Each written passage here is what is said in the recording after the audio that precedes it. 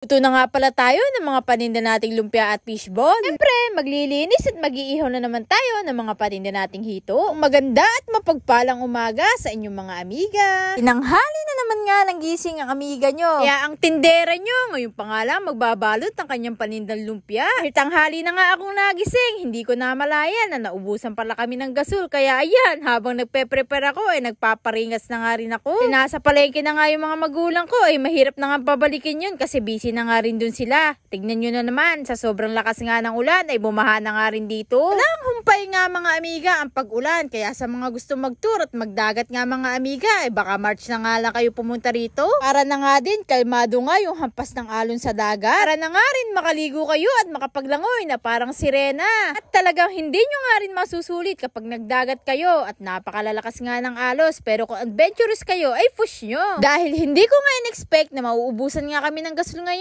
Talaga nga namang didiskartehan natin ang mailuto nga natin yung mga paninda nating lumpia at fishball. Medyo nga napasabak nga ang amiga nyo sa pagluluto kasi nga basa nga yung hakahoy. Talaga namang napakahirap nga magdingas nito. Talaga namang sumakit nga din yung aking braso dyan, kapapaypay. Kaya ayan, parang tinubuan na nga din ng muscle. Sa panahon nga mga amiga, kailangan na nga ng sipag, tiyaga at diskarte. Hindi nga puro ganda na lang. Para makaluto tayo at nang maitinda natin at maging pera, talagang sa kahoy na nga din tayo nagluto. Talaga namang napakaganda nga rin ang pagkakaluto natin doon sa ating lumpia ay talaga namang napakalutong at may dagdag pa na smoky flavor. Diba? Kaysa nga hindi natin mailuto at masira yung ating mga paninda ay talaga naman sa kalan na nga rin tayo magluto. Ting oras lang din naman yung titiisin nga natin sa init ng kalan. Okay na nga yan at least. Kahit papano nakagawa nga tayo ng paraan. Talaga ng 2 linggo lang mga amiga talaga yung tinatagal sa amin ng gasol sa sobrang din dami naming niluluto mga paninda. Kayo mga amiga, ano nga po katagal tumatagal yung gasol nyo? Hal na nga din talaga ng gasol ngayon ay talaga namang mapapaisip ka ng mga alternatives para makapagluto ka. Kung natin makaluto, ayan mga amiga, nagsimula na nga din tayo na makapag-ihaw. Si kuya nga muna yung pinagpalakad ko sa ating mga alagang aso. Ayan, kumuha na nga din tayo ng mga gagamitin nating dahon ng saging para pambalot nga din sa ating mga iniihaw na hito. Kapit ko na nga ding maubos nga yung dahon ng saging nga dito sa tapat namin, kakalakuha. Minsan nga mga amiga, nangihingi nga din tayo ng mga dahon ng saging doon na nga sa ating kaibigan, si Ka-Juicy Vlog. Kaya pakisuportahan na nga din siya mga amiga.